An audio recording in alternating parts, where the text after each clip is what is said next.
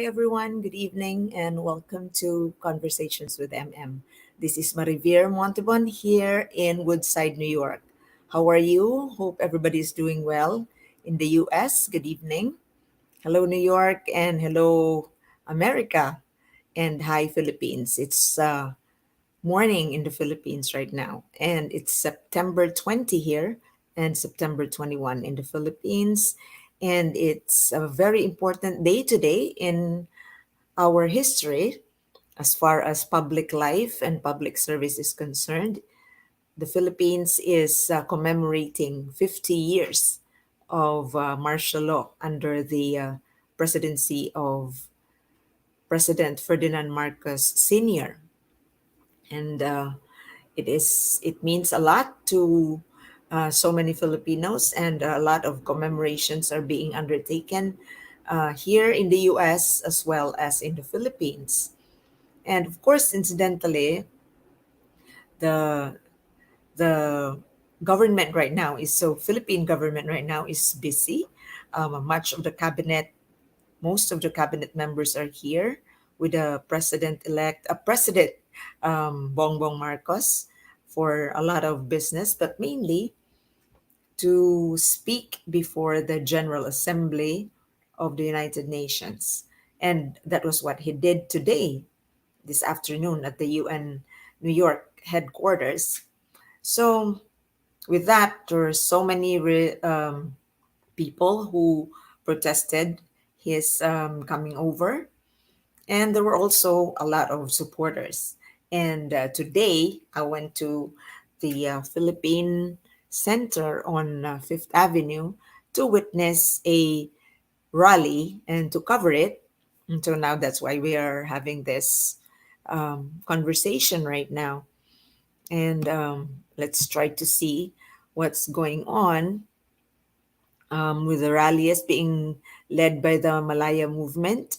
And there was also the group supportive of President Marcos and the previous administration of President Duterte. So um, let me show you what happened. It was so hot today, and also politically steaming as well.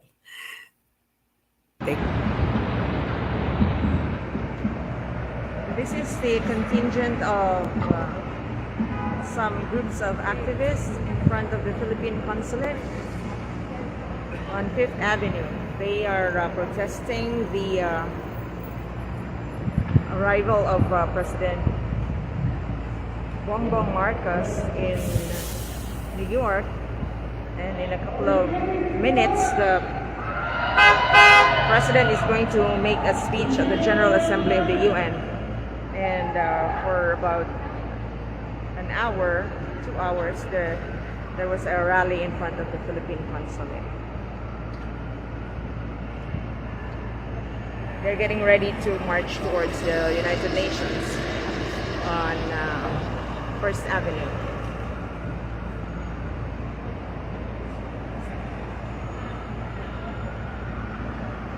A while ago, the supporters of President Duterte were also in front of the Philippine Consulate, and it was quite a heated moment while they were exchanging chants, supporting and protesting Marcos Jr.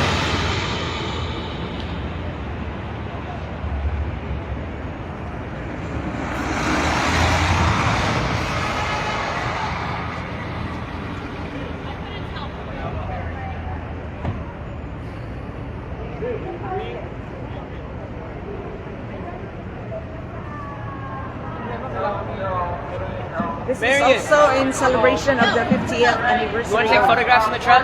Martial law in the Philippines.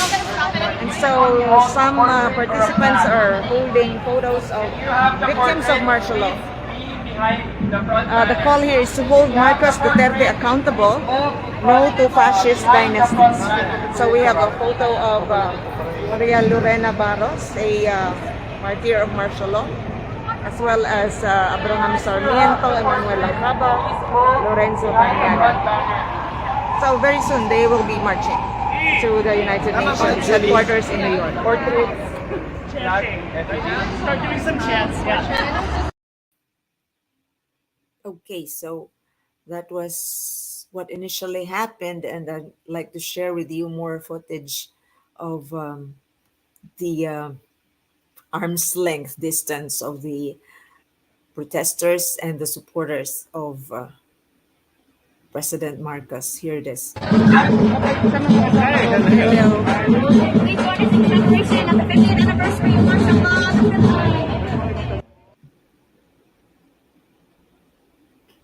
There you go. Oh, that's the Bagong Pilipinas group. And their placards would say yes to human rights, no to terrorism. And on like a meter away, an arm's length away, is a larger group of the Malaya movement, where they did a program in front of the Philippine Center on Fifth Avenue. And you have a huge mural over there that says, "Hold Marcos Duterte accountable. No to fascist dynasties." And this was about past noontime, past 12. So people were curious what was going on. So this was about 2 hours on Fifth Avenue, and we'll see young people and old people, old Filipinos, young Filipinos participating in this indignation rally. Now, an important guest was PCGG, former PCGG commissioner, lawyer Ruben Carranza, whom we had a good chance to have a conversation with. So let's listen to this.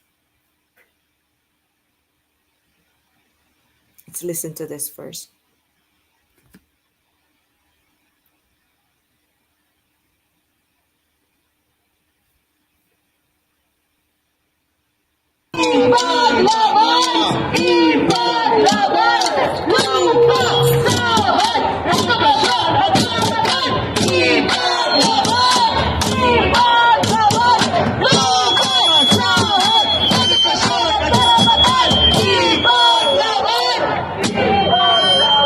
Good morning, maayong buntag sa mga Bisaya. Magandang umaga sa mga marunong mag-Pilipino. In 1984, I was detained by the Marcos dictatorship. I was taken to a military camp. Soldiers surrounded me, prevented my mother from seeing me for the days, and I can't even remember, maybe weeks I was in detention. But I remember vividly one soldier stomping on my feet. I was wearing slippers. It hurt a lot. But it doesn't hurt as much as what the Marcoses have done to the Filipino people. In 2003, I was commissioner of the Presidential Commission on Good Government. When we say Marcos magnanakaw, I can tell you for sure why that is true. Bakit ko alam na magnanakaw si Marcos? Dahil tinalo namin si Ferdinand at Imelda Marcos noong 2003. Nabawi namin ang $618 million na Swiss bank accounts ng mga Marcos noong 2003. Natalo si Marcos, pwede pa uling matalo si Marcos.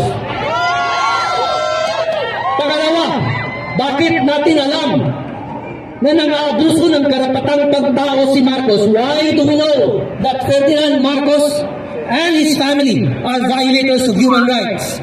Because in 2004, I was still in the PCGG, I drafted the bill. The bill said we will set aside $200 million out of the $680 million we recovered to fund a reparations program for victims of the Marcos dictatorship. So now, if you go on the website of the Human Rights Victims Memorialization Commission, that's a Philippine government website, under the presidency of Ferdinand Marcos Jr., you will see a list of names. 11,103 names of Filipinos officially recognized by the Philippine government as victims of the Marcos dictatorship.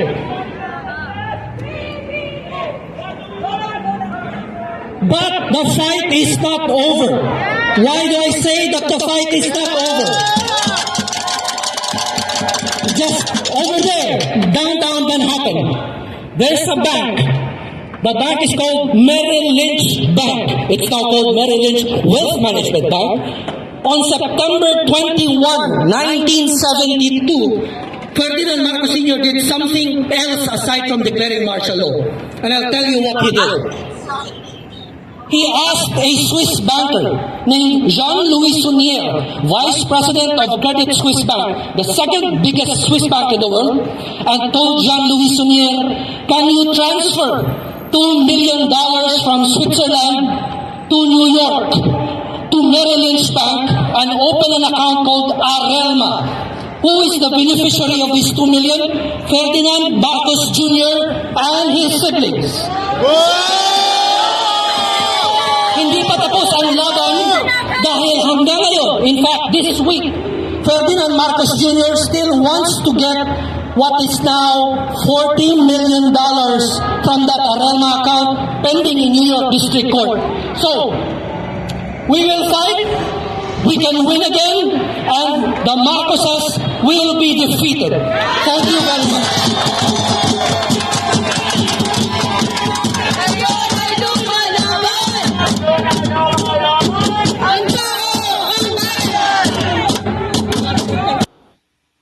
Speech na short and concise. Ano na ang next steps legally sa mga cases ni Marcos na nandito sa New York and the Swiss bank? May dalawang kaso na pending dito na importante. Yung Arelma, $40 million, dapat ibalik sa Pilipinas. Meron ng Supreme Court decision noong 2012 pa nagsasabi yung $40 million na bank account binuksan ni Marcos Sr. noong September 21, 1972 para kay Marcos Jr., ill-gotten wealth dapat ibalik sa Pilipinas. Pending yan dito sa New York District Court. So dapat bantayan yan. Pangalawa, itong si Imelda Marcos, merong assistant, pangalan Vilma Bautista, na-convict yan noong 2014 ng tax fraud and racketeering dahil ninakaw nila yung painting mula sa residence ng Consulate, East 66th Street. Tapos tinago nila, nilabas lang nila yung mga painting na yan noong 2010 para pondohan yung kampanya ni Marcos Jr. when he ran for the Senate. Vilma Bautista was convicted of tax fraud for refusing to pay taxes on the $32 million that they profited when they sold one painting lang. Ang binenta na sa isang painting pa lang, $32 million lang kinita nila ni Imelda at ni Vilma Bautista. May kaso yan ngayon, New York District Court din, na pinag-aawayan na hanggang ngayon gusto pang angkinin ng mga Marcos yan. So isa pa yung dapat bantayan na kaso. We have two cases, Arelma and the paintings, $32 million, no Arelma, $40 million. Gusto pa rin angkinin ng mga Marcos yan hanggang ngayon. Question, Ruben. Yung pagbalik ni Marcos sa politika was very gradual and calculating. Did you think that the human rights movement made a mistake of being lax and being so distracted?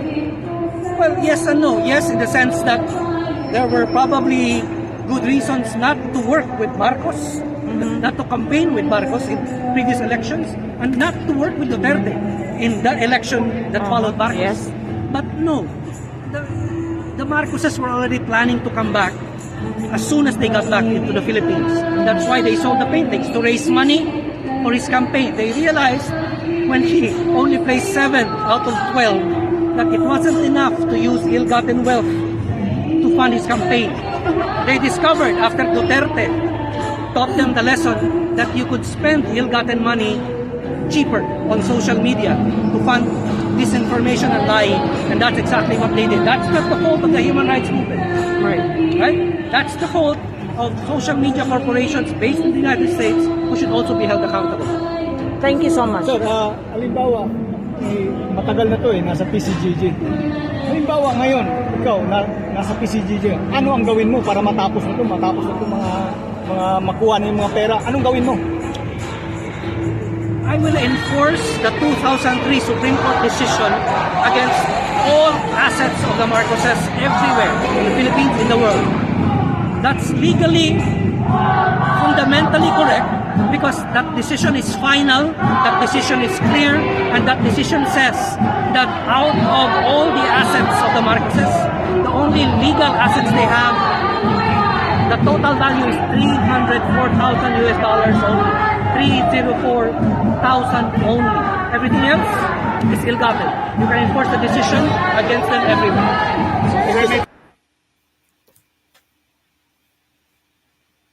Now, sasabihin ng mga Marcos loyalists at mga abogado niya, bakit nyo babawiin yung mga ari-arian ni Marcos para sa tax? Pinawin nyo na yung ill-gotten wealth niya dati.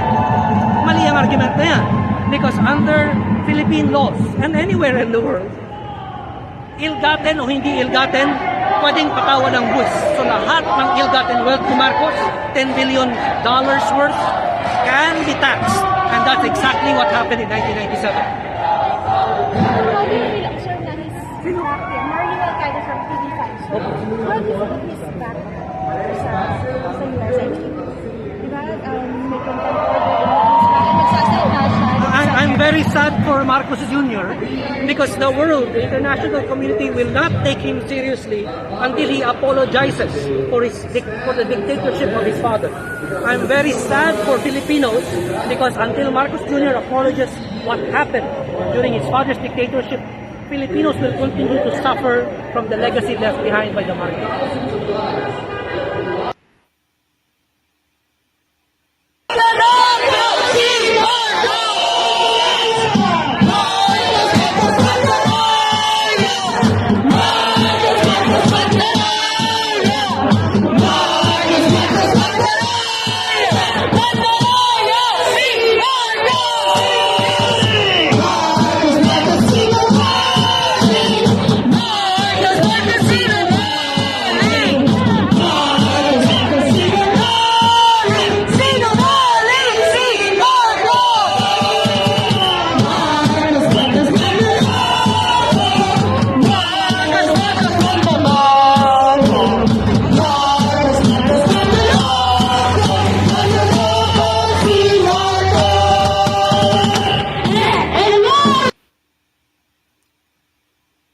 So I'll pause there.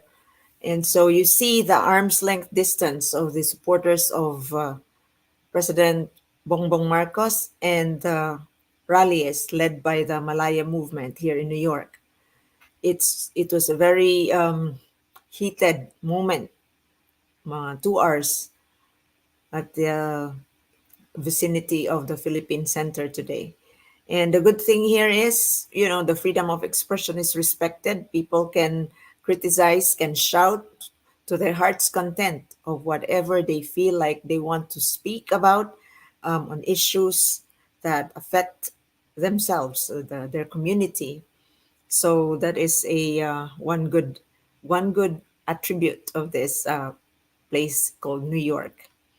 So as the program ensued, I'm going to show you one more footage of a daughter of an immigrant who spoke about the situation, a human face of what it's like to be an immigrant here and struggling as well.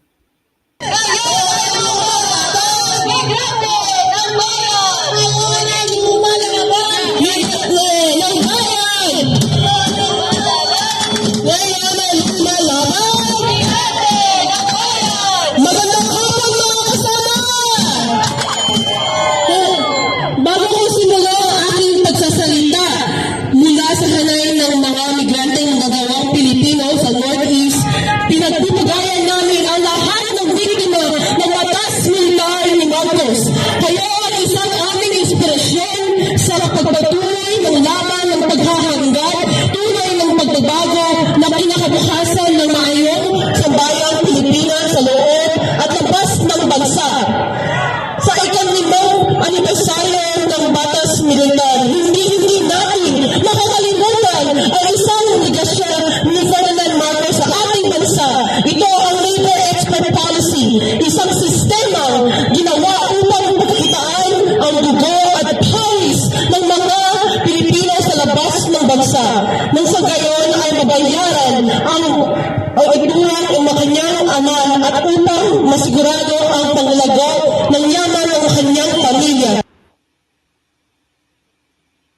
There you go. Napansin nyo, the millennials are have this New Yorker twang, and they try hard to speak the Philippine language, which for me is heartwarming. They try to reach out. You see, millennials are have this issue on themselves too, like they're neither they neither feel like they belong in the American culture or the Philippine culture, but the historical digging of how things have been in the lives of their parents and their and themselves has given them a an illumination, a good direction of how life is supposed to be lived. So the young people during that rally was very instrumental in pushing forward the issues on accountability and human rights in the Philippines. And so they moved towards they walked towards the premises of the UN, but it was only at the Dag Hammarskjöld Park because one could no longer get into the closest perimeter of UN. And so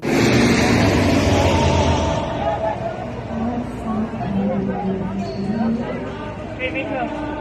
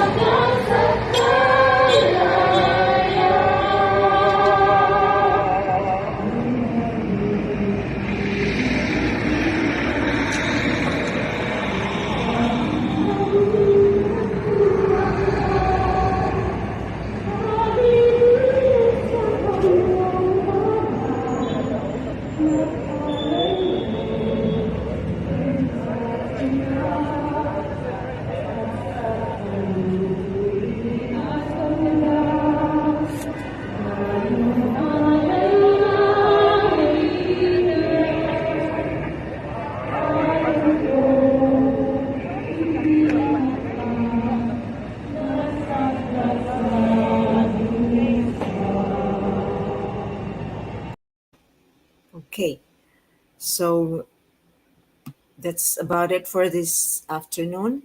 And so the contingent went to walk towards the UN headquarters of New York. And I will share with you some of the photos during the speech of President Bongbong Marcos. It was about 15 minutes. And the premises were practically empty, as you would see. The General Assembly Hall did not have much people in there. And so, no, Marcos never spoke of human rights or acknowledging the the atrocities that had happened during martial law. There was no mention of that. There was only economic development. There was only talk of climate change and in and interventions that have to be done, etc. But of course, the people there were people who supported him and who provided and shown felicitations. And also, you have seen how much passion there was at the rallies today. So we are confronted with this issue on accountability. on being consistent with our responsibility to make sure that rights are being honored and our welfare are being respected. So keep on keeping on, and tomorrow I would like to plug this in because this is a special event. There's a movie. It's called 11,103. This is a film about martial law survivors in the Philippines. This is going to be at 6 p.m. at the Paul Robeson Theater and People's Forum on 320 West 37th Street, New York. And then you can, after the screening, you will be able to interact with Attorney Robert Swift, Juana Ver, and Attorney Ruben Carranza, whom we just saw today. And this is going to be moderated by novelist Ninochka Roska. So this is brought to you by Active Vista, Dakila, and Firm. So remember, you can go to 320 West 37th Street if you want to watch this film on martial law survivors in the Philippines. So thank you so much for watching. And remember that freedom is not free. It has to be fought for. It has to be defended. Anywhere you are, whatever age you are, stand for your freedom and be responsible. Good night, everyone, and thank you for joining us.